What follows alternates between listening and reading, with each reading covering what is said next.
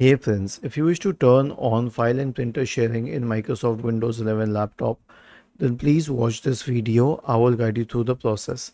So it's not very difficult. Here's what we have to do.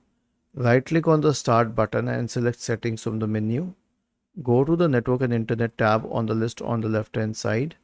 In the right pane, scroll down and select advanced network settings. And then next to advanced network settings, you will find advanced sharing settings. Select this. Now we have two options here. One is private networks and one is public networks. Now why is it in plural? Because when you apply these settings, it will apply to each and every single network on the system. So for private networks, if you wish to turn on network discovery, then simply turn the switch on, and for file and printer sharing, you can turn the switch on. Without this, other devices, even on your private network, will not be able to access your system.